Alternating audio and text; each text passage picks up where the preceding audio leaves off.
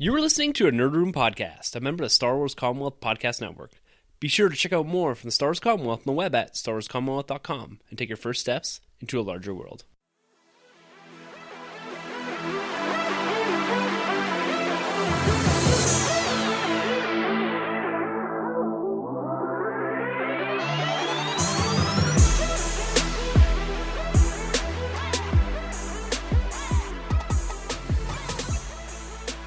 Hey everyone, and welcome to the Nerd Room, where we talk all things comics and movies. This is episode number 79. We're discussing the Inhumans trailer and Star Wars Forces of Destiny. I'm your host, Tim. I'm Troy. And unfortunately, Sanjay could not make the recording today. He is on the verge of 30. We have already celebrated his 30th birthday, but he threw his back like an old man, so he couldn't walk or drive here. So he's got to sit out this recording, unfortunately. And I know he had a lot to say about the Inhumans trailer. This is something that dropped just recently, and there's mixed reaction. And you know what? I think we're going to get a little bit mixed reaction here from the both of us as well. I'm a staunch supporter of Marvel, of the MCU, and this one has yet to hook me. I'm a little bit more intrigued than I was, say, a week or two ago. But this has got some hurdles to get over before I think getting the majority of the Marvel fan base on board. Yeah, that TV budget of theirs, or IMAX budget, we'll have to see. Yeah, we're going to get into discussing that Inhumans trailer as well as Star Wars Forces of Destiny. This is the new short-form YouTube mini episodes that Disney/Lucasfilm are releasing. These are canonical stories telling some of those stories in between the stories, in between even some of the takes that we do have in the movies from some of our female heroes in the Star Wars universe. And this is absolutely fantastic. I'm loving what they're doing here. These short 3-minute clips, they're awesome. I watch them with my daughter. She really kind of got into it, even though she's only 3 years old. So this is, again, another great avenue for Star Wars fans, for new Star Wars fans especially, to get into and explore some of these characters in a bit more depth. Yeah, permanent grin on my face as watching this. I'm just completely blown away. I was not expecting this. Yeah. From these, yeah. And like we always do with our podcast here, a weekly podcast, is we get into the news. But before doing that, we have a big announcement we'd like to make. I've been teasing this a bit on Twitter recently, and this is something that we've been working on in the background for the last month or two. And it's really about the effort that we always try to put into our brand, to the Nerd Room, to try to continue to evolve the product and bring the best content to the listeners and like-minded fans. So without further ado, the reveal of something that I've been teasing for a little while now, we've officially created a Nerd Room website. You can find it at thenerdroom.net. We're immensely excited to bring this to the listeners and to the Marvel, DC, and Star Wars fans alike. The whole purpose of it is fairly simple. We wanted a home site, a home base for the podcast. We want to expand that brand a bit, but also be a place where we can bring together some of the content from around the web. Now, whether that's trailers, comic books, podcasts, toy reviews, whatever. We want to bring that all into a single spot. And this is also a place where we can capture and expand on some of the thoughts that we do have on the podcast that may be better presented in written form. For example, toy reviews, which we're going to get into in a little bit here. The Smuggler's Bounty reviews that we've been doing. All this type of content we're trying to roll up into the website here. So we're immensely excited to bring this to you guys, and we'd love it if you'd go check it out. Again, that's thenerdroom.net. We've got it all designed up. There's specific spots for Marvel, DC, Star Wars. We've tried to bring content to you written form. The podcasts are all up in there. We've kind of amalgamated all the trailers and release dates for movies and countdown to The Last Jedi. So we're trying to bring all of that together into one spot for you guys. So we'd really appreciate you go check it out. We'd love your feedback. We'd love your questions, comments, whatever on the website itself, and how we can make this a much more integrated site so that we can bring everything that you guys need into one spot, into one website. And to really celebrate the official launching of our website, again, that's thenerdroom.net, we're going to be giving away a Spider-Man prize pack. And you can check out our Twitter feed or the website itself to see exactly what's going to be in this pack. We've kind of brought a few things together, and being that Spider-Man Homecoming's out this week, we thought it appropriate to celebrate in this fashion. So what you have to do to enter into the Spider-Man prize pack for the celebration of our website is go to the contacts page on our website. That's in the About Us tag. And all you have to do in the response form is drop in your name, email, and in the subject heading, write Spider-Man Homecoming and click submit. That's going to come directly to our email, and we'll enter you all into a draw, and then we'll do some sort of either live or podcast draw in 2 weeks' time. So we're going to leave this open for 2 weeks. And this is going to be actually kind of a cool little prize pack. We're going to hopefully have the IMAX poster in there for Spider-Man Homecoming, a few other things, some things that we've gathered up through the Marvel Collectors Corp. So there's going to be a whole little package there, and we'll mail that to you wherever you are on the planet. So make sure to get into there and get into that draw to celebrate our website, the official launching of our website. So it's out there now, and look for lots more content coming down the pipe. We've got people that are going to start contributing in the near future here. We're going to be, like I said, jumping into action figure reviews and expanding the page. This thing isn't static. This is a very fluid website. And we're going to continue to build this up to the point where we're bringing everything and all that content to you guys listeners and to you guys the fans of Marvel, Star Wars, and DC. Good stuff. So keep it locked here as you join us through this phase of, I guess you could say phase 2.5. Yeah. The Nerd Room. Yeah, this is kind of like our Civil War, kind of a Nerd Room 2.5-ish. Yeah. So no disassembling going on here. So keep it locked right here at the nerdroom.net. Yeah. Nerdroom.net, as Troy said, hop into that, and we'd really appreciate you guys to go check it out and just give us a little feedback. Nothing more, nothing less.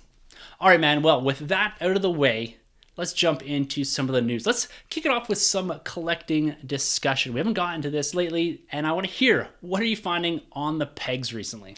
Recently, what have I got? I went on a hunt the other day for some of that Marvel Legends Spider-Man Homecoming. Unfortunately, I came out short. I did manage to grab another Old Man Logan X-Men wave. Nice. Just the one Old Man Logan, because I'm working on a Cyclops mash with the Old Man Logan jacket, from the Jim Lee era where he's rocking the coat over his 90s trouser kind of look. So I'm going for that right now. And again, I'm just collecting more stands to get some more poses for my figures. I opened up a couple Marvel Selects to go back, but I haven't really found anything. There's lots out there. I just haven't found anything yet. So keep my eyes open for you as well, because I know you want to get that Vulture build a figure, build a wing. Yeah. I guess you could call it. Build a thing.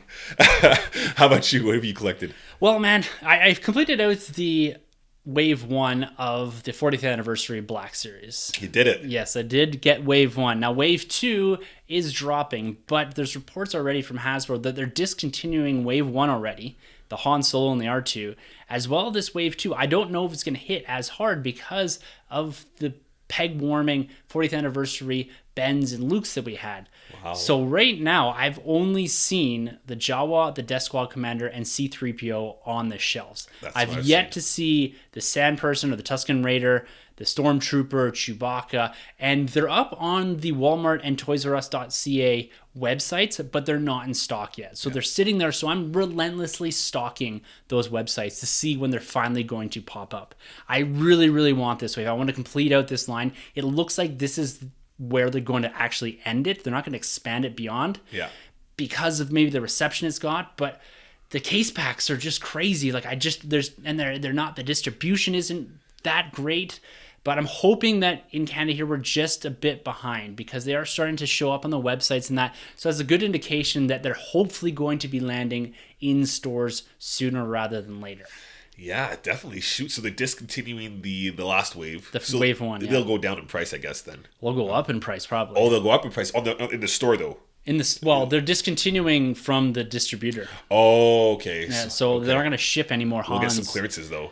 I'm sure on those maybe the original or the 3 that are peg warming. Yeah. But the others that people are hunting for, jacked right up. Yeah, they're not going to be able to find any of them. Whoa, that's tough. That Darth Vader 40th anniversary, it has the stand for the whole wave 1 and 2, or is it just for the first wave? I think it's for the whole wave. It's for the whole wave, the Tusken Raider and all that stuff. Okay, so shoot, it's a must-have, so you got to complete that second wave. Definitely. But it's the Tusken Raider that's hard, and the Stormtrooper and the Chewie. Yeah, I didn't think the Chewie was going to be that hard to find. He hung out on the Walmart.ca website, and he continues to pop back on. Yeah. But it's really the C-3PO, the Stormtrooper, and the Tusken Raider. Yeah, because I see the C3 with the silver leg. Yeah. Right? But that's in the 40th anniversary packaging? Yeah, so that's the only one I've picked up. That's the one you picked up. Yeah. Okay. The Chewie, is it a repack from... I believe so. It'd be Force Awakens? No, I think it's a repack from the original. I think it's the blue card 2014 Black Series? Yeah, so it's probably not quite 2014. Maybe it is 2014. It's the blue box. Okay. So it's the second iteration of the Black Series. Okay, maybe in 2015. Yeah, because he was originally supposed to be packed in the orange box. Right. The orange box, the plastic window, was too small, and the Chewie didn't fit in the box. That's right, and they changed it after. Yeah, right? and they had to go change the box, and they get the repack of the Obi-Wan Kenobi Episode 3 That's in right. that as well. Yes. Okay. So I think it's a repack from there. It's not the same Chewie from The Force Awakens. The mold was a bit different, Right. but going back to the original Chewie is probably the right way to go. That would make sense. Yeah. Yeah. Okay. Well, shoot, that's unfortunate about that. It's hard. You know, these waves, we get this. We mentioned it before here on the podcast that the Ahsoka wave going forward, the Ahsoka formed by Luke at the time and Kanan. That was a hard wave to get, and then it had this renaissance and it came back, right? Much like Black Panther in the Marvel Legends. That was super hard to find and it came back. But at the same time, you get things like the Revan wave. Good luck finding Revan. You know, Baze and Chirrut. Baze and Chirrut. Never seen it. It's like a myth. Except I've seen it in this house. Yeah, I get two. I think they're in my closet right now. But yeah, you do get these like mythical legends that are not even legends, mythical Black Series that just disappear. Yeah. And then you have other Black Series like the Darth Vader 40th anniversary package that sat around, and you end up getting two for the same price I paid for one. Yeah. So I'm the idiot that pulled the trigger on that way too quick. You end up getting them for $40 a piece. That's just it. But you just don't know. You just don't know. Right? Yeah, I think I'm forming a new Black Series rule here. Yeah. And the rule is going to be anything over the $35 price point, I'm sitting and waiting. Every single piece that I've ever bought, with the exception of the deluxe packages that had the Wampa and Luke and the Tauntaun and Han Solo, those are the only ones I've ever seen over that $30 price point that actually disappeared. Even the Jabba from that deluxe series sat around. The Scout Troopers with speeders, that stuck around too for a little bit. That's when we still had Target here in Canada, and we got those pretty flush in the shelves. But everything over $30, when you look at the TIE Fighter that was $100 and some odd that I bought, this Vader that was $79 originally, even $59, people weren't buying it. Starkiller Base with Rey. Exactly. Starkiller Base, sorry. Yeah, that one stuck around. So anything really over that price point, even down to the 3 3/4 inch when you got some of the more deluxe sets, when you get the AT-ST and all that, those stick around. So it seems that $35 is the barrier for most collectors. They're not going over that. That's right. So from now on, I'm going to test it with the next big thing that comes out. Maybe, because the next big thing that comes out might be the Rey with speeder. Yeah, that's true. So I'm probably going to pull the trigger on that one. But I'm just going to test this theory a little bit further down the road and just see when they release bigger deluxe things, if I sit on them and wait, if they will get discounted. That seems to be the trend going forward, and that's something I'm going to play with here in the future. That's right. Well, you heard it here first in the Nerd Room. Take notes. Tim's guide for Black Series hunting. Yeah, because I'm the one that's overspent on everything. So maybe it should be more Troy's guide. Sit and wait. I'm going to play the long game here, and that seems to have worked out for you a bit. Not bad. Not bad. But one wave that I'm not going to play the long game on is this brand new Marvel Legends Thor Ragnarok wave. Hasbro just released images of this. So this is images before San Diego Comic-Con. So this is something I thought they were going to do then. But they released these to the public, and holy crap, do these look incredible. This wave is going to consist of a gladiatorial Thor from the trailer that we've seen, a Loki in his new costume, Hela, as well as Thor Jane Foster. We've got Thor Odin's son, the young Thor from the Jason Aaron wave, and we've got Ares. But the big kicker here, the Build-A-Figure for this wave, is a gladiatorial Hulk from Thor Ragnarok. This figure looks absolutely fantastic. We've got the hammer, we've got the axe, the helmet, everything. Did you ever think that we're going to get a Planet Hulk gladiatorial Build-A-Figure Marvel Legends? This is absolutely amazing. I'm loving this. It's bananas. It's fresh off the press for me here because I just saw this over here in Hall H, the nerd cave here, the nerd room, and man, it just blew me away. Hulk looks so freaking good, and you know, it totally makes sense too. Like, why not make him the Build-A-Figure? But this totally went under my radar because I wasn't even thinking about a Thor Marvel Legends wave. But man, like the Homecoming wave looks great, and this thing looks even a step further. They're really picking it up here. Hasbro on the Marvel Legends side is fantastic. This hit me like the Thor trailer itself. Yeah. These figures look so freaking good, and that Build-A-Figure, it's just like a 7-inch Hot Toy. It's crazy looking. It's awesome, and this is the first Thor franchise movie wave that we're actually getting. We don't have that many Thor iterations from the MCU. There have been a couple Thor comic book inspired waves, but no Thor movie waves. And that's why this is so special, is because we haven't really ever got a 6-inch Loki. We have a few iterations of the 6-inch Thors from some of the combo packs that we got. I think one was an Amazon exclusive from Age of Ultron. Okay. So there isn't really that much for Thor out there, at least for his sporting cast either. Right. There were some 6-inch before the Legends. There were some 6-inch Walmart exclusive Avengers figures that did have a Thor and a Loki in it. I never got my hands on them. They were like a US Walmart exclusive. Never saw them. But this wave, like, if you're not into the movie yet, this wave will get you there. Like, I don't know how you're not into it based off that first trailer. Right. But this just makes this movie already so much more for me. This is way up on my most anticipated. I think number 3 I had at the start of the year. And this continues to just sit there. This is behind what was Guardians and Star Wars The Last Jedi. Like, I can't believe what I'm seeing here.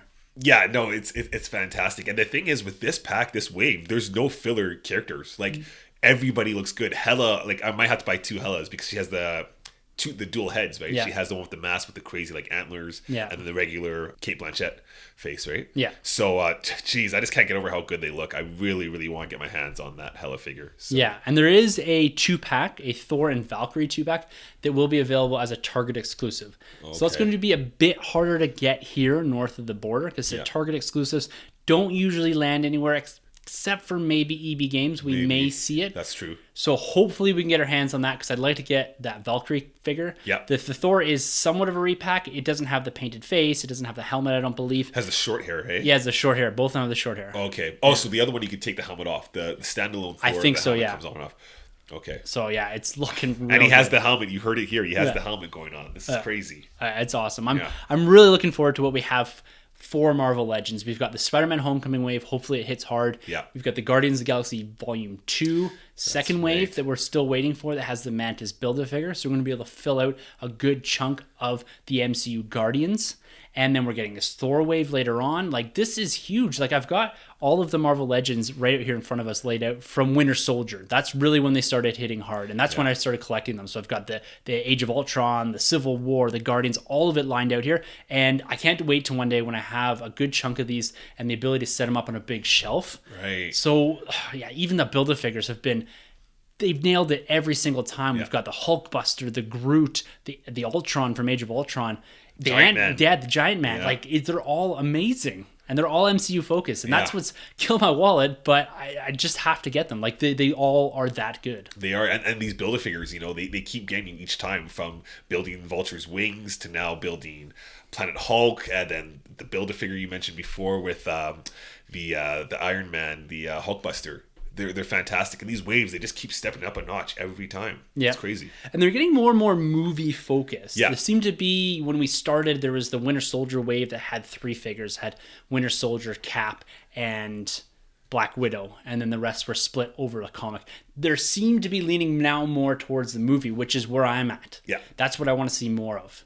And for comic book Legends collectors, they might not favor that too much, but the way that the movies are going and the content we're getting from them, I think this is the way that Hasbro needs to go to get people back into these Legends. Yeah. I don't want to see these kind of hanging out in the shelf to the point where they start to pull back on the movie Legends and we get more of the comic book Legends. Yeah, and the thing with the movie Legends too, they just display so much better, you know, because the characters all just blend that much more well together, as opposed to when you get these mismatched characters like the Beetle and then like a Tombstone, which is kind of floating around right now in the Homecoming wave. I wish it was just all MCU characters in that one, but still, can't complain. I really do like the direction that Marvel Legends Hasbro is going here. Yeah, they are killing it. Yes. And speaking about new directions and directions of franchises, let's slide over to Star Wars. We had the release this week of Forces of Destiny. Now, this is a new type of formatting for Star Wars, for Lucasfilm. This is a canonical animated miniseries that are 2 to 3 minutes long, and they're debuting on the Disney YouTube channel. And this is something that was announced back at Celebration, and this is going to be exploring some of those in-between stories from some of our female heroes in the Star Wars universe. It began on July 3rd, and they're going to be running a single episode a day up until July 9th. And we had the opportunity to watch the first 2 episodes, one being titled The Sands of Jakku, and the other titled BB-8 Bandits. Now, what is really cool about this series is that the original actresses are coming back to reprise their roles as the animated characters. So we're getting Daisy Ridley, Felicity Jones, Ashley Eckstein, Lupita Nyong'o. They're all returning here to voice the characters that they brought to life in the films. We've even got Vanessa Marshall, which plays Hera, and Tyra Sakar, that plays Sabine. It's fantastic to know that these people are that committed to these roles that they're coming back to do these 2 to 3 minute shorts. So they're in the studio for a day, I guess. Yeah. But it's really cool to have the actual actresses' voices behind these characters, even just going into it. Yeah, it's super exciting, and especially going forward with Felicity Jones, I'm excited for it because Rogue One, it's not one of my favorite Star Wars films, but it's great that we're gonna get more time with this character, Jyn Erso. I've done Catalyst, and I have yet to read her other book, but I feel like we needed more time with that character in that movie. So having these little serial kind of events going on, these cartoons, mini episodes, if you will, is really great. And I think it'll flesh out the characters that much more so. Yeah, definitely. And coming with this series is also going to be a toy line and also tie-in books. That's not something I'm going to jump into, but again, it's a nice little bridge for newcomers to Star Wars, for people that are fans of these characters to get a little bit more depth behind them, as well as step into something a bit different. It might bring people into collecting, it might bring people into the books, and they might start exploring different avenues of Star Wars through these individualized media types. So I'm really excited to see this. And let's discuss quickly the first 2 episodes that we were able to watch here. And by the time this drops, there'll be 2 more episodes, but we'll talk about them a bit next week. So the shorts actually open with a voiceover by Lupita Nyong'o's Maze Katana, which is really cool because when I first started watching it, I totally forgot that she was reprising the role. And I was like, wow, that sounds a lot like Maze.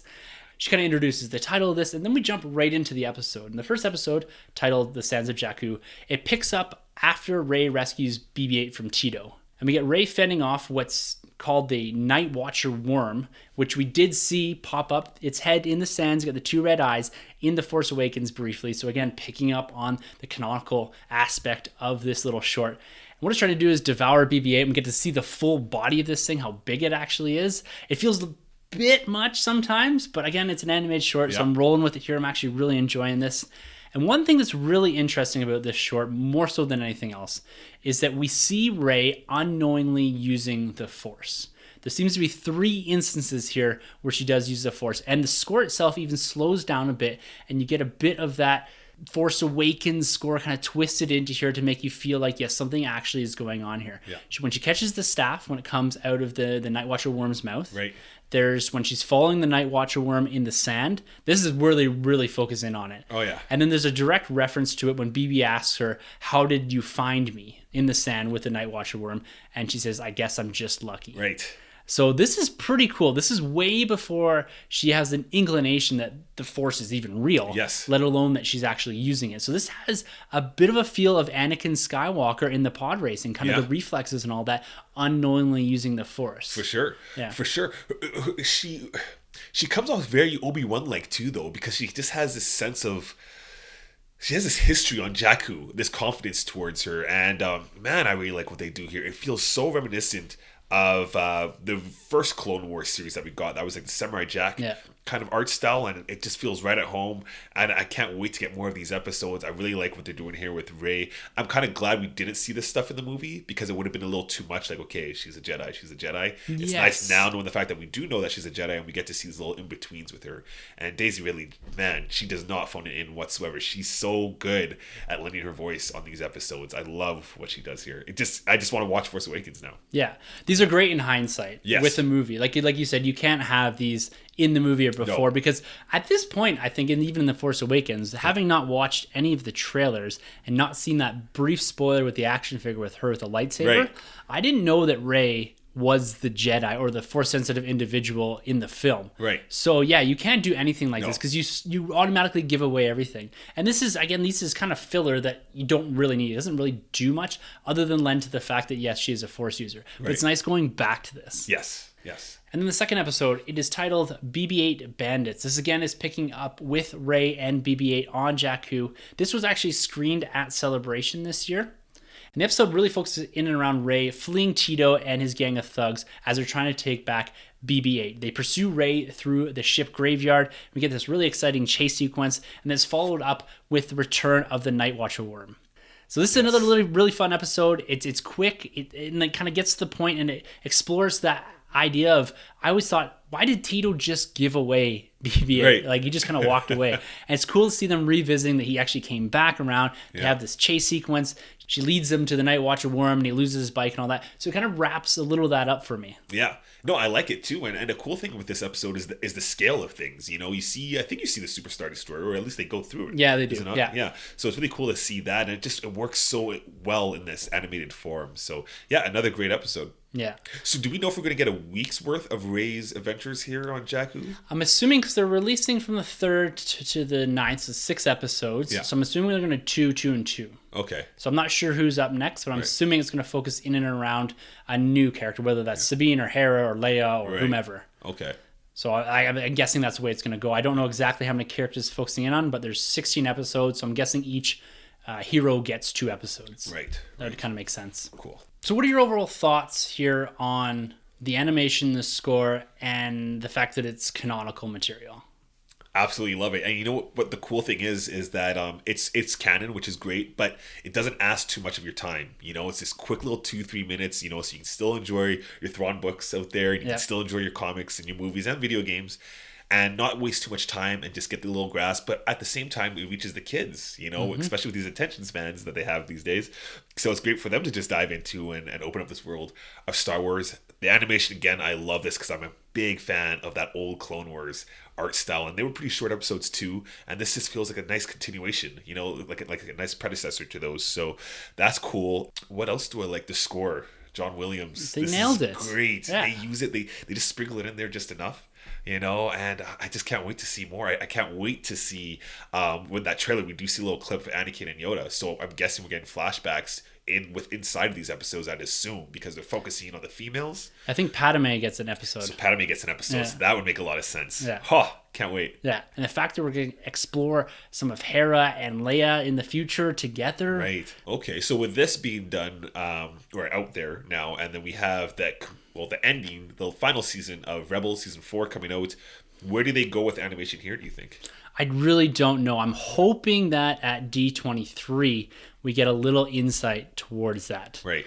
Because they have to, or they may even wait till after Rebels is done. Yeah. Because it may lead out of that. We may get into something like Hera's Heroes or something like that coming at the back end of this. I really don't know where they go with this. Right. But this might be a little venture into what we can do in the future. We might see them focusing these kind of short animation stories in on different characters throughout the universe and doing a bit more of a kind of what they're doing in this novel about from a certain point of view, and exploring the background characters a bit and just doing a bit more storytelling in and out of the nooks and crannies and expanding the universe a bit more through shorts. Yeah. Like these are like comic book one-shots more or less. Yeah. And that's kind of the trend in animation right now. I mean, we have the end of the Ultimate Spider-Man series, and it's now going in towards kind of basing itself around the Homecoming look, and it's just a quick episode, nothing major.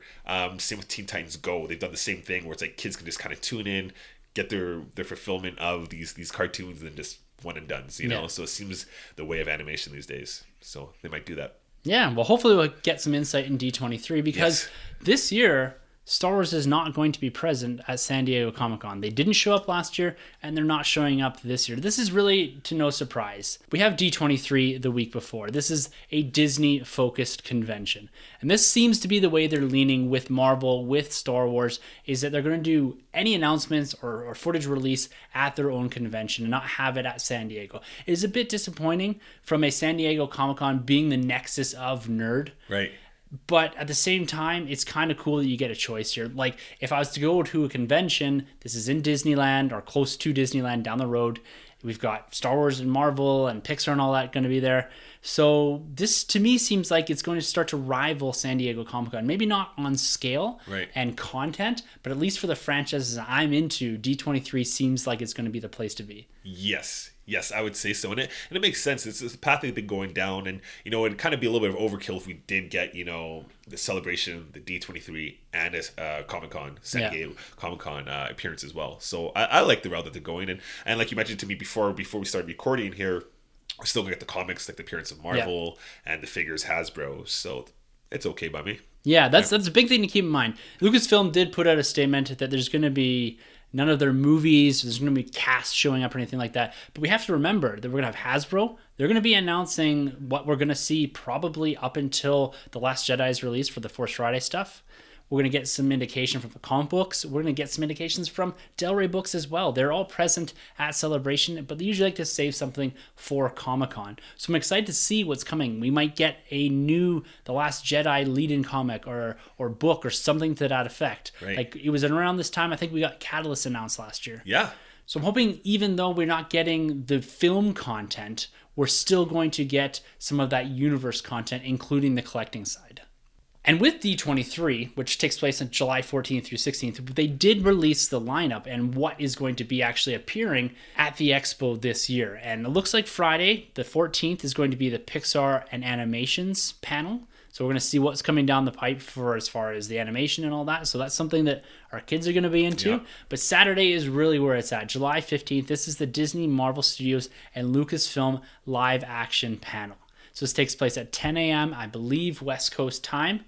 And what this is going to be a presentation of never-before-seen footage. We're going to have surprise star appearances.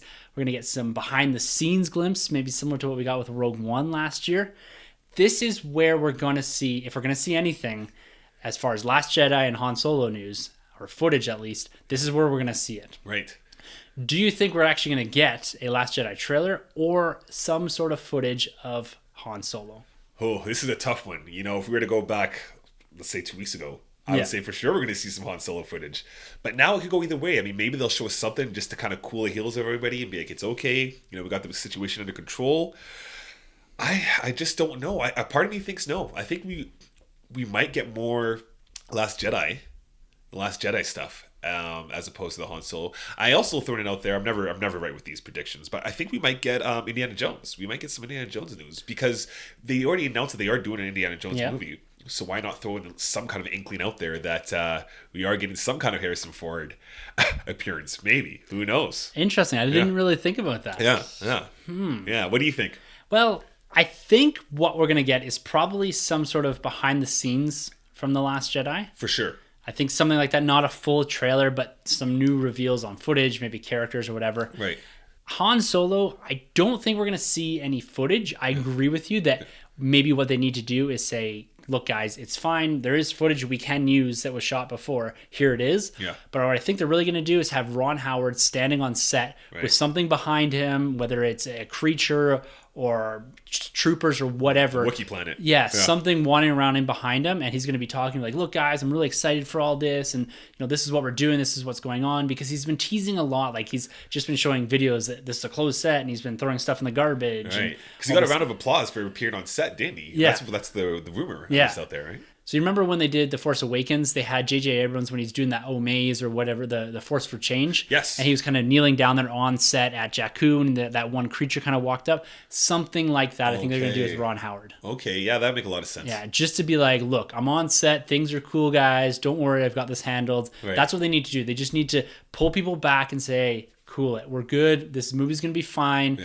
not to worry, this is gonna feel like a Star Wars film, because that's gonna be on the top of everyone's mind. That's what people want. They want that comfort from this movie, to feel like it's we're not in panic mode. Right. Yes. Don't push the red button yet. No, not yet. I think Kathleen Kennedy's got this. I have the utmost faith in Lucasfilm. Sure. And they haven't failed us yet. No, they haven't. And I really don't think they're going to do it here. In worst case, they push the movie back 6 months. Right. But I think they need something like that just to be like, we're good. Yes. Now, from the Marvel side of things, we got Thor Ragnarok, Black Panther, and Avengers Infinity War. Those are the next movies to debut onto screen from the MCU. Do you think we're going to get additional trailers, behind-the-scene footage, appearances? What are your thoughts on those 3 movies? I think we'll definitely get some Black Panther. Yeah. Because that will need a push. I know a lot of people loved him in Civil War, which is great, but I think he will need the most push. The Avengers are safe. They don't need anything, So I think the Avengers won't show up.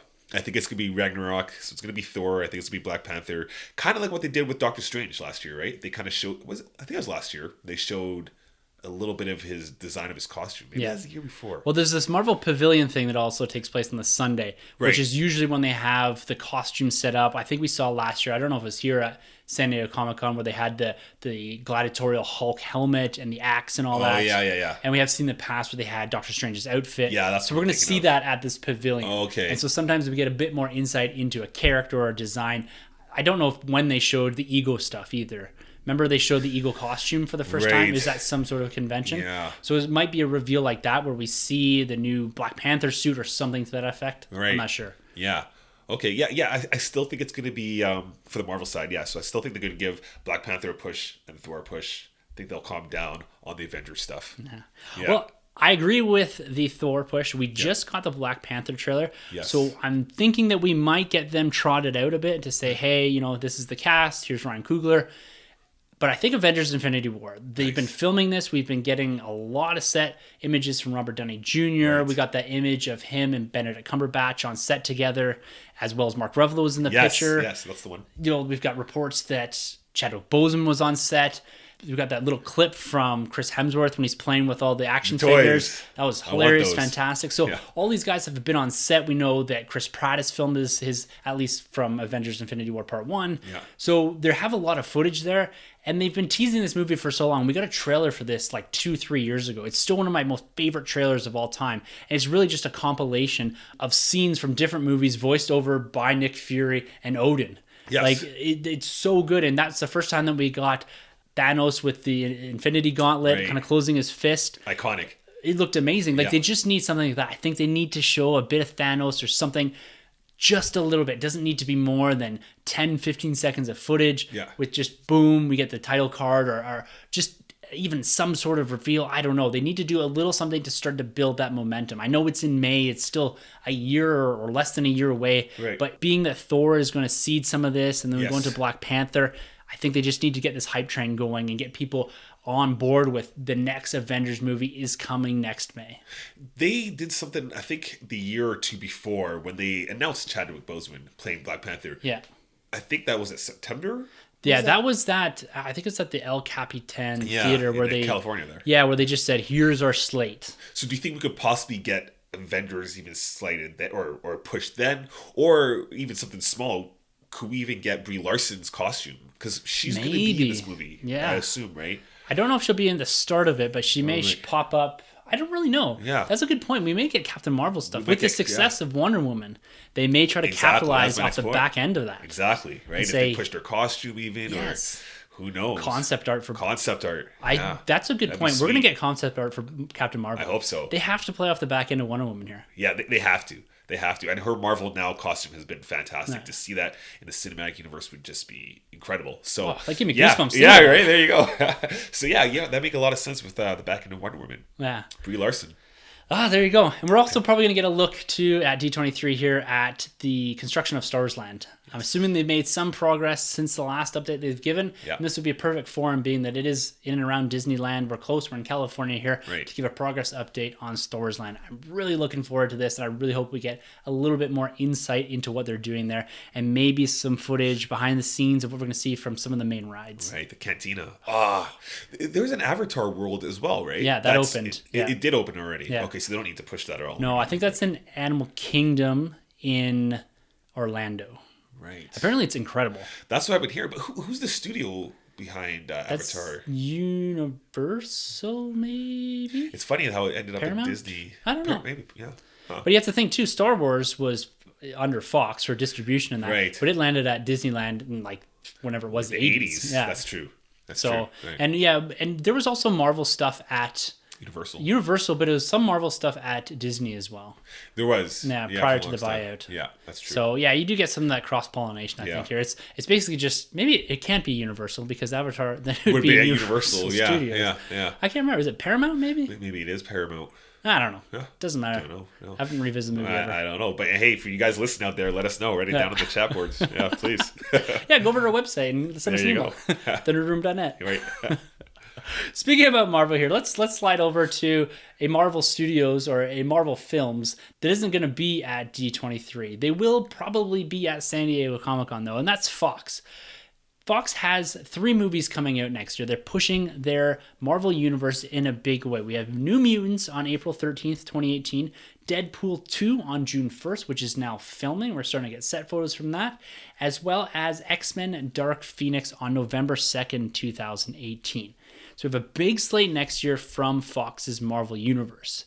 And to get ahead of the game, 20th Century rolled out 6 mystery Marvel movie dates through 2021. So we're getting box office scheduling for Fox Marvel movies 3 years in advance.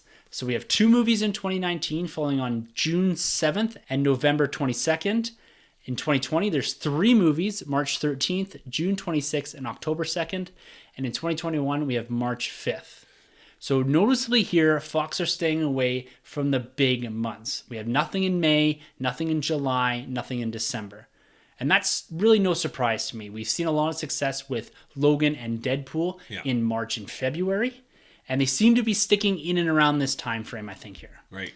What do you think any of these 6 movies could be, keeping in mind that Deadpool 2, X-Men Dark Phoenix, and New Mutants are already on the schedule? They're not included in these 6 movies. Well, unfortunately, I think one of these movies, and it puts the nail in the coffin for my idea of Phase 4, Fantastic Four. Unfortunately, I think one of these is Fantastic Four. In order to keep the rights, they got to have one of these movies greenlit. It could still be untitled, but it most likely is one of these Fantastic Four movies. And I've heard whispers they want to do the Fantastic Four's babies, like Franklin Richards. And it's just like, Fox, let it go. Give it back to the Marvel Cinematic Universe, please.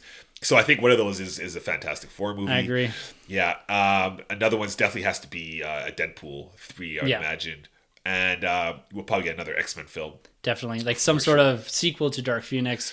Or if I don't know if they're going to split that into 2. Right. Maybe. I don't know, because it's a big story. That's right. And, depending on the success of this Dark Phoenix, it's going to be the first cosmic kind of film that they'll do to compete with other superhero franchises like Guardians of the Galaxy.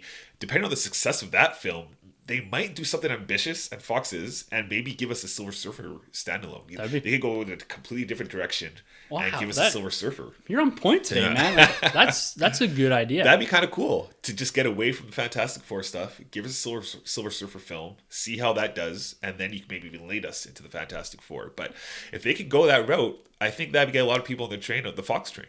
Yeah, because if you think about who they've got Silver Surfer, Galactus, Annihilus, the Kree. I think they share rights with Marvel Studios. Yes. The Skrulls as well. They have more of them. I think, they share those rights, right? Yeah, because that's all part of the Fantastic Four. Because that's one thing about the Fantastic Four that really has never been highlighted in film is that the original comic book origins are very cosmic in nature. Yes. You look at the majority of the 60s, 70s Marvel Cosmic, it falls under the Fantastic Four banner. Oh, yeah. And so that's why Guardians is limited in some ways to what they can actually put in. Right. And there's some debate, did they actually own Ego and all this, right? That's right. I think they traded for Ego. They traded the powers of the character in Deadpool, Negasonic Teenager. Yeah, yes, the name and the powers. Yeah, exactly. For Ego. Yeah, so you look at what Fox has got there, they've probably got a lot of characters and the ability to make a really cool cosmic movie. But it's finding the character center around. Exactly. I'm not sold on the fact that Silver Surfer would be the character focused in around. Right. I really don't know what you do there. Yeah. But maybe you could send these kids off into space and that would be different. You could go so cosmic and far away too at the same time, because you basically have whichever planet Silver Surfer was from, Galactus takes over. He's about to destroy the planet, but then Silver Surfer, I forgot his real name, sacrifices himself to be the Herald. The Herald for Galactus, and then he forgets everything about that planet to save that planet, and then he goes on these missions, and then he's a bad guy working for Galactus, but then he could turn good. There's a lot they could do, and they could separate themselves so far away from everything else. It could totally be a standalone, which they've proven with Deadpool in a way too. So they've got enough characters with the X-Men and Fantastic Four that they could build their own MCU-ish type universe where they could have different characters doing different things. They don't need to focus right in on the X-Men all the time. They can have a Guardians-esque type franchise. They can have your Deadpool. There's going to be the X-Force, which could be your Avengers type assembling of these darker characters, whether it's Gambit, Deadpool. We've got Cable coming in Deadpool 2 with Josh Brolin. So there's a lot they could do there. They just need to structure this properly. Yeah. My fear is that there's too many movies here. Yes. That they're trying to do this too quickly.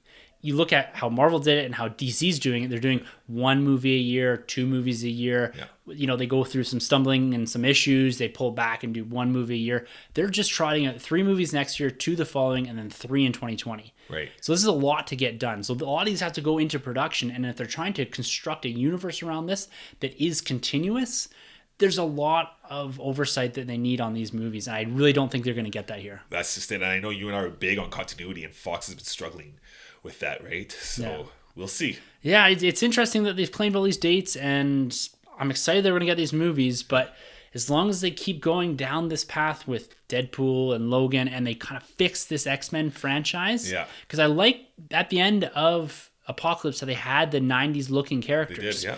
And they really need to nail this Dark Phoenix. If they want the X-Men franchise to continue, this movie has to land. If one of these slots are reserved for a follow-up to that in that franchise, Dark Phoenix has to be a standout movie. It really does, because they failed the last two attempts kind of with portraying the Phoenix there. So yeah, they have really. Yeah. And speaking about Marvel, sticking with Marvel for the rest of this episode, we had the debut of the Inhumans trailer. This is that IMAX ABC special event that's going to be dropping on September 1st on IMAX screens and September 29th as a 10-episode series hitting on ABC on September 29th, 2017.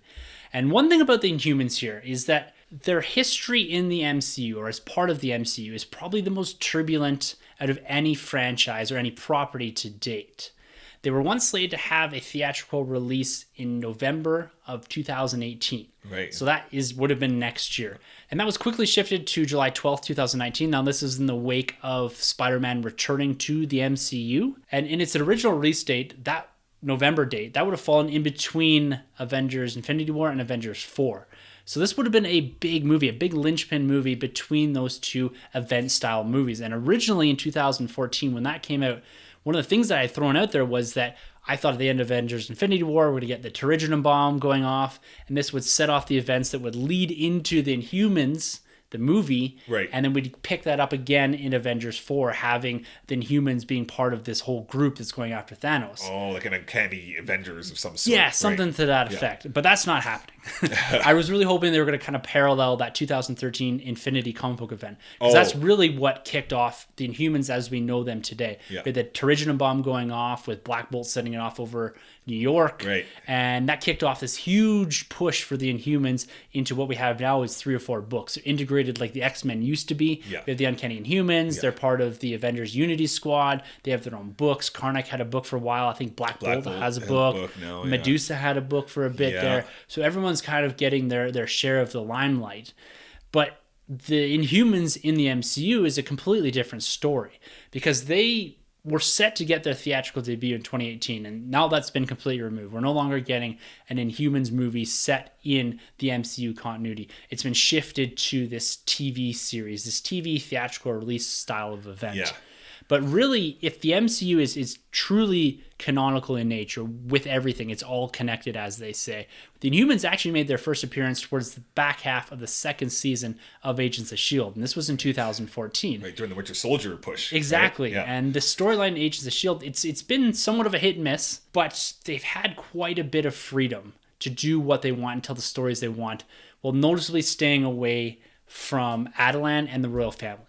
Okay. So there's been no real mention of that. But they've actually explored the idea of Kree being the race that genetically modified humans, and that's how we got the Inhumans. We had the Terrigen bomb of sorts going off with it being set off in the ocean, and they get fish oil, and so we get all the cocoons and all that, people transforming. So they had quite a bit of leash to do what they wanted to do in the Agents of S.H.I.E.L.D. series. It really made you think that they weren't going to do a movie ever because of how much leeway they gave the writers and creators in Agents of S.H.I.E.L.D. to do with the Inhumans. They're basically telling the Inhumans story without telling the royal family. Right.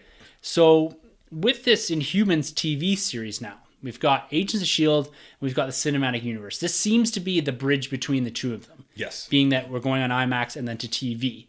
So this is going to be a real test, I think, for the MCU and for continuity and this idea that it's all connected. Because this Inhumans has to be acknowledged in Agents of S.H.I.E.L.D. or vice versa. Right. And to some degree, it has to be acknowledged in the MCU. So without that, we're starting to teeter on the edge here of a universe that's too big for itself. They need to start acknowledging in the Inhumans TV event the idea that Inhumans are on Earth already in Agents of S.H.I.E.L.D., as well as something bigger that's going on the planet as with regards to either Thanos, the Infinity War, or the Avengers or something. They need to acknowledge that, I think, in all of this. Yes. If they don't do that, I think like I said, we're starting to get to the point where continuity is being really strained. Yes. This one worries me quite a bit. This what they're planning here. Do we know with this IMAX deal, we're getting just 2 episodes in IMAX and then everything else is like another 10 episodes on TV? Yeah, so think what it's going to be is the first 2 episodes are filmed in IMAX and are going to debut on IMAX. Right.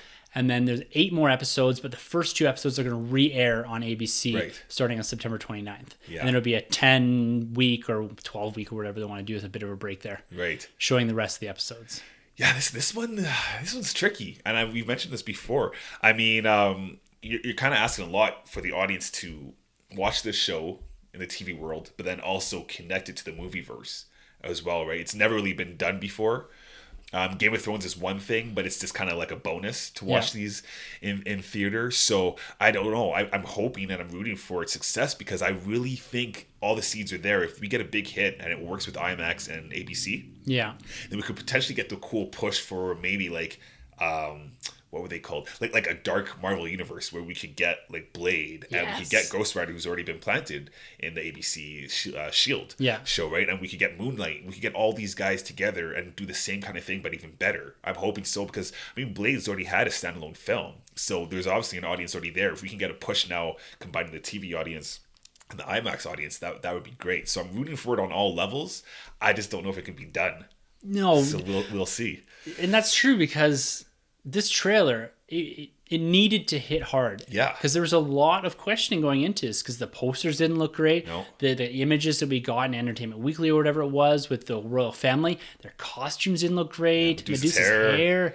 Yeah. So they really need to show us something here. And going into it, I was always a cautiously optimistic wait and see. Yeah. I'm never going to doubt Marvel until I get there and I'm like, I got to watch the first couple episodes. Iron Fist. Exactly. Yeah. The trailer needs to hit. Like I've always said about that is that if you don't have 2 minutes of good footage in 10 episodes of filming, then something's wrong here. Yeah. And we did get that first trailer here. What are your overall thoughts, high level, before we get into some of the details on this trailer? Did it raise your anticipation level for the Inhumans TV cinematic event? It still hasn't. No. Unfortunately, it still hasn't. From the like you mentioned, from the posters that we've seen and through this trailer, and I was hoping this trailer would give me something. I'm still not into it. I don't know because I've just never really been into the Inhumans because I feel like they've had a hard time pushing them in the comics lately too. Except when you go back to that Infinity run there, which was 2013. Yeah, when we planned that. Other than that, I haven't really been feeling it. And I don't want to make the comparisons to like it's like the poor man's X-Men from Marvel. Like I don't want to go there. Just as a brand, I'm just not engaged with these characters yet. I'm fully there with you. Yeah. And I will say this trailer did a little more for me than I was expecting. Right. It brought me closer to this property. I had a really hard time and I really tried to get into the Inhumans after the 2013 Infinity event. Yeah. I could never sink my teeth into it. I could never get far enough into it. Yeah. And so they've become kind of background characters for me now. And being that they had a somewhat good storyline in Agents of S.H.I.E.L.D., I can appreciate them more, but they're not characters that I'm like, oh, I know that character in Agents of S.H.I.E.L.D. This makes that much better. Yes. These are characters that if they had shown up in Agents of S.H.I.E.L.D., I would have been like, holy crap, Black Bolt is on Agents of S.H.I.E.L.D. Right. But we're not getting that there. No. So they're getting that here.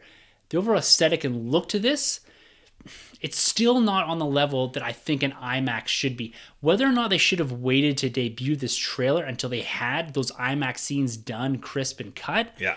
Like they should have shown Medusa's hair. They should have shown a bit more of the action and a bit more of those IMAX scenes. All these feel like they're filmed on a TV budget. Exactly. And that's the problem. I wanted more of that cinematic feel to it, especially with IMAX backing it. You know, I've seen trailers from Game of Thrones that looks light years ahead of this trailer right here, and I was just expecting something to stand out from everything else that we've seen on TV.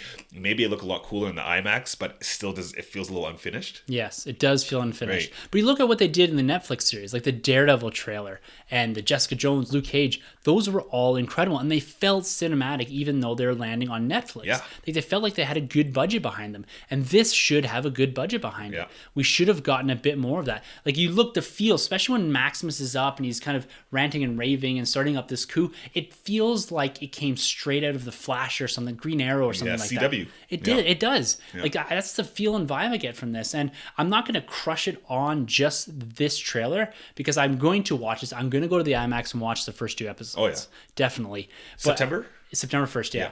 And I just need a bit more from this. And I don't know if it's because I don't know the Inhumans that well, but I feel like I have enough familiarity with Black Bolt and Maximus and Karnak and that I should be more into this. Yeah. but I'm just not there yet. They didn't do enough in this trailer to get me amped up. I'm excited for the idea of it, but I'm not there as far as anticipation yet. Yeah, I'm banking everything on the IMAX experience itself. We'll see, because Marvel, they do so many things well, but one thing they do extremely well is bringing you into these new worlds, these new characters that have been unexplored, and really sinking your teeth into. For me, for Guardians of the Galaxy, Captain America, Winter Soldier, they've done these things where I'm like totally invested in these characters. So I hope it works when I experience this September 1st, and we'll see. The shows will premiere on Friday nights as well, which is also kind of funny. See, that's weird. That's really so weird. I don't know if they're trying to leverage the idea that it's a bit more of an adult experience. Yeah. So it's hard to say, because Agents of S.H.I.E.L.D.'s been pushed to that, but Agents of S.H.I.E.L.D. did really well at the 9 o'clock slot on like a Tuesday, because they amped it up and they made it a bit more of an adult show, as opposed to kind of this. The first season's a bit more, it's trying to play to family and all that, and never really had the vibe of the cinematic universe until it moved into this post-Winter Soldier Agents of S.H.I.E.L.D., which was a bit darker, and they're kind of more grounded and more grittier. So that's what they need to do to this Inhumans, and if they need to use that time slot, I guess. Yeah. But it seems a bit like a graveyard shift. Yeah. Yeah, it does. It's like playing a movie in January. Yeah. You don't want to do it. No. Well, let's talk a bit about this trailer at kind of a high level here. One thing that we're introduced to right off the bat here is the moon. Attilan on the moon, which is a unique concept. This is something that's straight out of the comic books, and it differs a bit from Agents of S.H.I.E.L.D. And I think this is part of the reason why they're doing this. Yes, they're going back to the comic book origins, but there's a lot of talk at the start here about, and with Maximus, about them leaving what appears to be the moon, or at least they allude to being the moon, and going to Earth, to the rightful home. Right. And I think it's cool that they're using the idea of Attilan, because that's something, like I said, in Agents of S.H.I.E.L.D. that they've never really mentioned. This idea of a royal family, this idea of Attilan on the moon.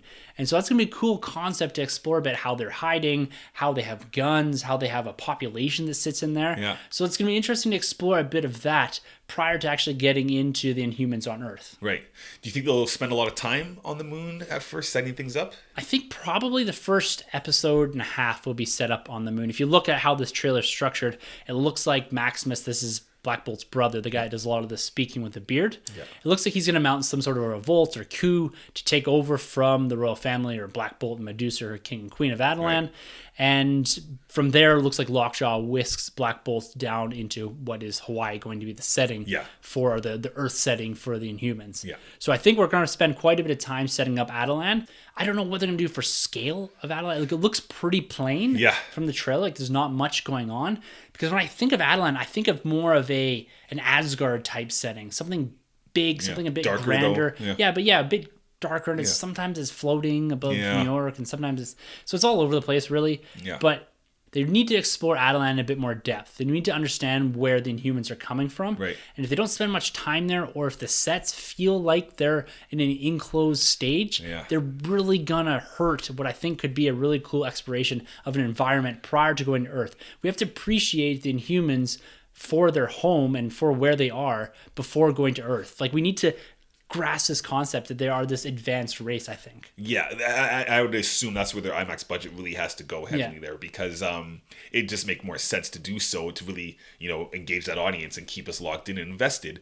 So give up the goods there, and then we'll see what gets sprinkled towards the end. Because, I mean, a lot of these times going back to the Netflix, they tend to give you like more bang for your buck towards the end of their series, kind of like what Daredevil did the first time. He gets his costume. Yeah. So hopefully they'll do something like that. But again, with IMAX backing these guys, I want everything to be cinematic. Yeah. Like, I'm wondering if they should have did 5 episodes and did them all IMAX. Because that's what we were saying with Netflix before. If they could trim down those episodes for those seasons. Yeah. 5 episodes you're saying here. Yeah, I don't know if they need a full 10-episode series to kick this off. It's like, shrink your budget or confine your episodes to fit a budget so that you can do the most with that. Right. And make this feel like an extended cinematic experience. Right. And then bring this on the TV and be like, wow, like, we can capture a huge audience with this. We can do the IMAX and the TV thing. Yeah. So I just don't want them to get to the point where we're trying to explore each individual character one per episode. Yeah. And then it's a lot of development and character building, because you look at Daredevil and Luke Cage and all, it's all one character, really. Right. And you get kind of supporting characters here and there. But this is built up around the royal families. We've got Gorgon, Black Bolt, Medusa, Karnak, Maximus, Crystal, and there's a few other guys thrown through there. Triton. So there's a lot of characters to explore and a lot of power sets to explore too. Yeah. So my guess is with 10 episodes, they're going to spend quite a bit of time exploring each individual character and how they factor into this whole royal family, Attilan, the revolt that Maximus is mounting. So it's a lot to do in a short amount of time. It is. But I think condensing that and focusing really in and around Black Bolt and Maximus more, like a Thor Loki type vibe, because that's really what this is. Yeah. Yeah, I mean, the only thing I could think of is, again, going back to Game of Thrones, if it's very story-driven with some political aspects, then it'll work the 10 episodes. If it's not that route, I don't know how it's going to work. It's going to feel stretched out. It's going to happen really fast, this whole coup. We're going to be away from Attilan right away, I think. Yeah, like we're going to they won't spend too much time there. No, I don't think so. I think it's going to be a lot of them getting chased through Hawaii. And I just really don't know how they're going to extend this over 10 episodes. Like, I'm really worried about that aspect of it. That it's just going to drag and drag and drag. And we're going to get some cool scenes here and there. The first episode is probably going to be banging. Yeah. And then it's going to be dragging. And then the last two are going to be good. Yeah, that's what I'm worried about. Yeah. Yeah. Now, Black Bolt here, he is a silent character. He's silent in the comic books as well. Right. I really like the idea of Black Bolt. I like him in the Illuminati. I like him as part of this Infinity saga that we had recently in 2013 and all that, and his influence there. And this idea that he can't speak. It's going to be interesting to see how they play with this. Is he going to have some sort of inner monologue where he's talking to himself in his head? Right. Is he going to have dream sequences where he's able to communicate? Is he going to be able to go into, I think in the comic books, Maximus or someone creates a separate plane for him where he can go in and talk. Okay. Like it's like a separate pocket dimension or something, so he can go in and speak. Right. Yeah. And I don't know if they're going to do stuff like that, because you can't really have this guy just go through this whole series and not speak. And there is one point in the trailer where it sounds like his voice, like he's voicing over something there. Oh, okay. Yeah. I don't know if that's him or not, but... Yeah, I'm curious how they're going to do it. I really hope they treat this character much like they did leading into Secret Wars when he takes on the Cabal. Yeah. With him and Black Panther when they defeat Submariner, Namor. Yeah. Really love that. That's a huge moment for that character. So I hope we get to see that. I'm warming up to this actor more so. You know, when I first saw him on the poster art, because this is a horrible poster, didn't do it justice, but I like the cast and what they've done. Maximus is what I'm excited for, because what he did in Game of Thrones, I cannot wait to see. And what better character to have him portray in this film or TV series. He's got a real Loki vibe to him. Like, I think he could stand out in this series here. I hope so. I'm still not feeling the actor that's playing Black Bolt. No, you're not feeling him, eh? No, not yet. We said on I guess it was Vin Diesel was rumored from way back. I'm not. It's not that it's Vin Diesel that's holding me back. I look at this guy and just the way he's carrying himself. I don't know. Bryan Singer like X-Men. Yeah, but he's going to be able to do a lot more with his body language and his facial expressions because he's not speaking. He can't express himself in that way. So I'm looking for more of a character actor here. I need someone that can really show emotion through just facial expressions and all that. So he seems very stiff to me. Right. In all the scenes that they showed in this trailer. Yeah. You know, it's funny, too, because in the comics, Black Bolt's kind of felt stiff to me. I guess maybe it's the mask that's kind of helped in a weird way. We'll see. Yeah. But he just, because in the comic books, it works that he can be silent. Exactly. Because he can play off different things. He can be doing telepathy and all that. Right. So I really don't know, because he communicates to a degree through Medusa. Yes. In the comic books. And so how they're going to develop that. And that's another character that's throwing me off. The wig. She's not working for me driving at all. Me nuts. Yeah, it's just like Josh Trank's Fantastic Four wig there going on. Why they didn't take the opportunity to show her power set in this trailer, I don't know. Yeah, see, because they really need to win us over with that. Yeah. That's why showing the IMAX stuff it's probably not done. Yeah, for sure. I guess it should be close to being done. It should be close, but that was one of the biggest complaints going into the poster art too, is everybody's like, her hair looks off. So I thought they had a lot to prove here in this trailer by being like, look, this is what we have, don't worry. And they didn't do that. Not for me, at least. And there's a scene there where she's pinned down with Maximus in front of her, and there's two guards holding onto her, and she's just sitting there. Yeah. Like, why isn't her hair up? I Just know, whipping these guys. it's- Like, how cool would that have been just to be like a boom, boom, like a quick cut sort Yeah. of scene where you see the hair. You don't have to show it coming off her head, but just it grabbing and throwing guys around. Yeah, and I think that we're filming the audience like totally like not off, but been like, whoa, didn't see that coming. Because Yeah. we know what her hair can do, but the general audience has no idea. So why not take that time to show that off? I don't know, Yeah. man. I don't know. And one other CG character they have here is Lockjaw. I was surprised to see him in this trailer, actually. Yeah. He shows up here once Maximus, I guess through the revolt, ends up coming for a Black Bolt. And Lockjaw shows up and whisks him away to what appears to be Hawaii. What did you think of the CG and the look of Lockjaw? He's outlandish as it is, Yeah. you know. So It's a big giant dog. Yeah, it's okay. You know, I was worried at first when I first saw him. I think when they had the big blue Yeah. whatever Stand-in. yeah, in Hawaii. Yeah. I think so. I was worried about, but this is okay. This is okay. I still expect more though from an IMAX budget again. Because they do that kind of stinger scene at the end where he kind of does the dog comes down. Right, yeah. And it looks all right. Yeah. Like it looks unfinished, but it looks all right. I looks think they're okay. going to use him quite sparingly Yes. because they can't blow their whole budget on Lockjaw. They really can, and even if they could, it would just be weird to just keep seeing this big dog Yeah. in real life that's not in a movie, right? So yeah, it's hard to say. Like I don't want to be too down on this because overall I'm always excited for an expanding cinematic yeah. universe. And you've been invested in Agents of Shield for quite some time. Yeah, too, so right? I want to see them bridge these two together, and the fact that we're going to get the royal family here is pretty cool. I like the idea of the event style of viewing of this. Yes. But they need to bring something to the table. The next trailer, whether it's at D23 or Comic-Con or whatever, Yeah. it needs to be big. Like this can't be the only trailer that they show prior to September 1st. They really need to hit this hard. Now, hopefully maybe we get something in front of Spider-Man Homecoming that surprises us. Right. Just kind of builds that momentum for another Marvel Cinematic Universe event style of experience. Right. But yeah, they just need to really nail this. And this wasn't the trailer to push people like you and I who are a bit skeptical on this over the edge into high anticipation. Even the general audience, I don't think this was the right trailer. They have for. no idea They have what's going on. Yeah. No, it Yeah. doesn't really explain anything. You get this idea that there's a revolt here, but they don't display many of the power sets. You get Gorgon doing the seismic stamp thing, and you get some idea from Karnak what he's capable of, but nothing really in any depth. You just get too little. There's not enough there. We're always complaining that you're showing us too much.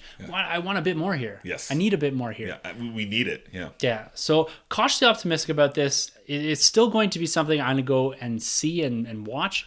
10 episodes isn't a lot. It's an hour a week, so it's not too bad as far as investment. They'll have their breaks, right? Yeah, January break. it's like watching a Netflix series more or less. And maybe this would have been better on Netflix. Yeah, the I don't budget, know. would that be tough? That'd be tough for that budget, though, eh? I don't know. Yeah. It's got to look good It really does. That's the biggest thing. because it's a very demanding film visually. Yeah. And on a TV budget, it's going to be tough. Right. It's going to be tough. But like I said, we're always optimistic for more cinematic universe yeah. building and especially in Marvel here. I'm really pulling for this thing. But like I said, and like we said, give us a little more, give us a better trailer, show us some of that IMAX footage to really get us amped up for this. Yes. Do you think we'll get a Lockjaw Build-A-Figure in the future? Yes. Would I buy it? Possibly. Yes. You would, right? Yeah, I'd do it. I see it more as maybe a San Diego Comic-Con exclusive set where you're getting the whole royal family with Lockjaw or something Yeah, like that. yeah. Kind of like a big fold-out thing. If this is a successful series, Right. something like that would be more appropriate. Or something that lands as a Toys R Us exclusive, something like that. And what if this fails going forward into the MCU? What do they do with this? How do they ignore the Inhumans? Because they kind of built them up. The same way they've ignored them on Agents of S.H.I.E.L.D. Yeah, they've kind of just forgotten about them. Well, no, on Agents of S.H.I.E.L.D., it's a huge storyline. Okay. The whole cinematic universe itself, That's there's right. nothing about They Inhumans. never talk about, yeah. No, and like you go into Agents of S.H.I.E.L.D., the Inhumans have to sign the Sokovia Accords and all this. So Wow. yeah, they've integrated quite well that whole idea of Captain America Civil War into this power set, these enhanced individuals. Yes. But there's no kind of reciprocation as far as the movies go to what's going on in Agents of MCU, S.H.I.E.L.D. okay. and Inhumans. That's why I said this is a huge test for that, because Yeah. we have to start acknowledging a broader sense of a universe Right. in the films, in Inhumans, in Agents of S.H.I.E.L.D. Especially with the MCU going cosmic. Yes, you know? exactly. Yeah. So wait and see. This is cautiously optimistic, I think. Right. So, well, man, it's been an absolute pleasure discussing Inhumans. I'm loving what we're seeing from the Star Wars universe, and I'm excited for what's coming down the pipe as far as D23 and San Diego Comic-Con. This week, we got Spider-Man Homecoming Troy, you must be ecstatic for this. Oh, yeah, man. I'll be there all week. Yeah, tickets are purchased. This is getting rave reviews. It's certified fresh in Rotten Tomatoes. This looks like another hit for Marvel Studios, and we're going to be reviewing that next week. Go back in episode 78. You can hear our prelude to Spider-Man Homecoming with Chris from Alpha Comics. He joined us last week to go into some of the comic book origins of Spider-Man and for us to speculate a bit as to what we think could influence this movie from a comic book perspective and what we'd like to see coming out of this movie and in the future for Spider-Man himself in the MCU. So make sure to tune in back here next week for our Spider-Man Homecoming review. Sanjay, even if we have to wheel him in here, he's going to be back discussing that with us. And that's part of our MCU retrospective series. This is a 16-month look back into the MCU. We're reviewing each and every MCU film leading into a weekend of release review of Avengers Infinity War. We just dropped our Captain America, the First Avenger episode. So in the feed you're listening to right now, you can go back one episode and check that out. We got a nice back catalog now, going all the way back to Iron Man, and we're going to continue plowing through this all the way until next May with one review a month, where we're going to build into Avengers Infinity War. If you'd like to be a part of the conversation, you can always get a hold of us at thenerdrm@gmail.com. You can leave a comment on our website at thenerdroom.net. You can hit us up on Facebook or YouTube, or you can always grab us on Twitter. Our handles are at the end of the episode. And before we sign off here, one last shout out for our website. Make sure you guys go over, that's thenerdroom.net. Check out the website and also enter for our Spider-Man prize pack. You just go to the contacts page in the About tab and just enter through the form there, your name, email, and in the subject title, Spider-Man Homecoming, and you'll enter in that draw, and we'll do that in 2 weeks' time. And we're going to have more content dropping on there with more contributors in the coming weeks, and we look forward to expanding that and making this a real resource for the listeners and like-minded fans. All right, man, until next week, we'll be doing our Spider-Man Homecoming review. For the Nerd Room, I'm Tim. I'm Troy. And thank you for entering the Nerd Room. This has been a Nerd Room podcast production. You can find our hosts, Tim and Troy, on Twitter at TheNerdRM and Troy TheBoy87. Don't forget to subscribe to the Nerd Room on iTunes, Facebook, and YouTube. Just search the Nerd Room Podcast. Be sure to head over to StarWarsCommonwealth.com to find other podcasts on the Star Wars Commonwealth Podcast Network, including Talk Star Wars, Generation X-Wing, Tumbling Saber, Rogue Squadron Podcast, and the Skyhopper Podcast. Follow the Star Wars Commonwealth on Twitter at SW Commonwealth and take your first steps into a larger world.